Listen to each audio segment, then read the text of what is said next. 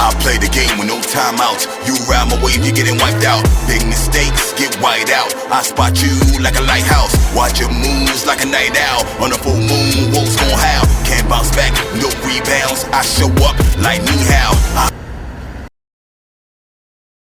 Yo, welcome back to another episode of The Tip Off. With your boy, you already know, Iceman the Eskimo. You can call me Esco. You can call me Eskimo. You can call me Iceman. Y'all know what it is. But let's talk about the players the Nets drafted. I mean, not drafted. My bad. Scouted in 2024 draft. Now, out of those players, there were 15 players. 11 players are on rosters. And we have 2 of them on our roster. KJ Jones, which is a 6'6" Swiss Army knife that we didn't get to see enough of in Summer League. I talked about on the last one. He played 3, the 2, the 1. He could play point guard. He scored 3,000 points in college. He's a bucket. He's a bucket. We didn't get to see him. And the other one is Mark Armstrong, 6'2" point guard from Villanova. We didn't get to see him really display his skills in Summer League either. But hey, it's the Nets. That's how it goes. 3 other players were actually drafted that they scouted. So 3 players were drafted. If my math is correct, the other 6 was in Summer League and got signed to rosters, and 4 didn't make it. You know what I mean? 4 players didn't make it. So 11 players they scouted ended up on NBA rosters. Now, will they stay on rosters? I don't know. Because you got to wait till the season begins to see if these guys make it and stay on the team. But as far as right now, 11 out of 15 made it on a roster. Now, that's impressive. Now, that is impressive. People ask, can they draft players? How good is they drafting? They count on Sean Marks. They believe that Sean Marks could draft. And the dude, that team they had for drafting was pretty good. Because this is impressive. You know what I'm saying? You don't get 6 players undrafted to play in Summer League and make it on rosters. They find the talent. You know what I'm saying? In a late first, second round, they could find it. You know what I'm saying? That's impressive.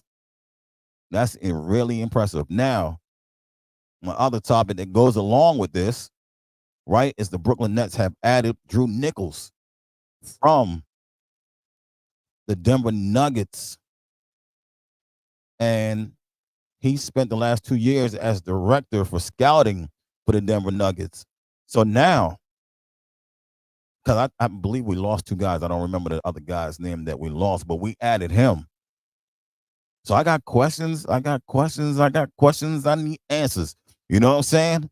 I need answers for that. And he helped Maryland, where I'm at. Hey, shout out to Drew Nicholson, Maryland, to help win the NCAA championship in 2002. And he's a Long Island native. Whoa. You know what I'm saying? Bringing them back to the stomping grounds real quick. Around the stomping grounds, you heard? So the players that while he was there, that they picked up in Denver was Christian Braun, Peyton Watson, and Julian Strather.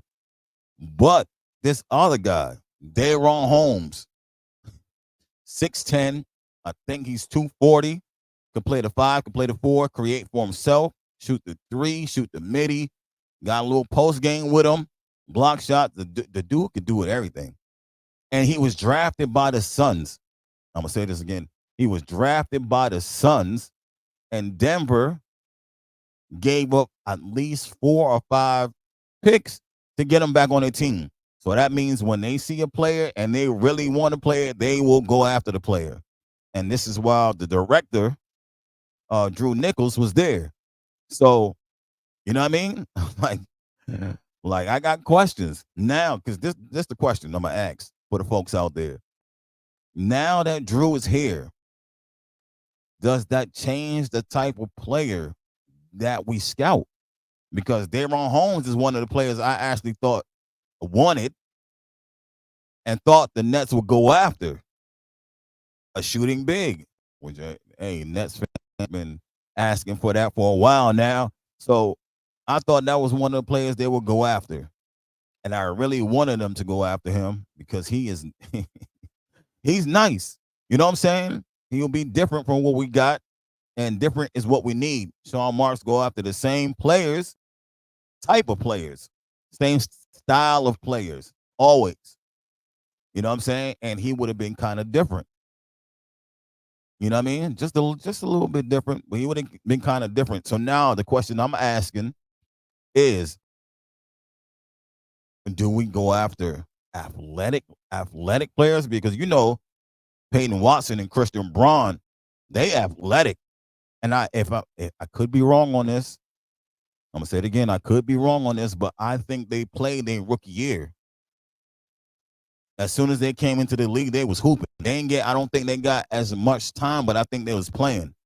So the question now, are we drafting players like we did with Jalen Wilson? Well, he needed a little bit of G League time. I'm not sure about the other two guys, but that can come in and help right away, at least play in their rookie year. I know we rebuilding, yada, yada, yada. And instead of just somebody going to the G League is what I'm saying. Can they come on, stay on top, and stay on top of the NBA big boys roster and play with big guys instead of going to the G League and getting familiar and you know what I'm saying, getting warmed up? Can they just come in and hoop? And that's my question now, because what Sean Marks go after and what they go after is two different style of players. Is that something different we can look forward to?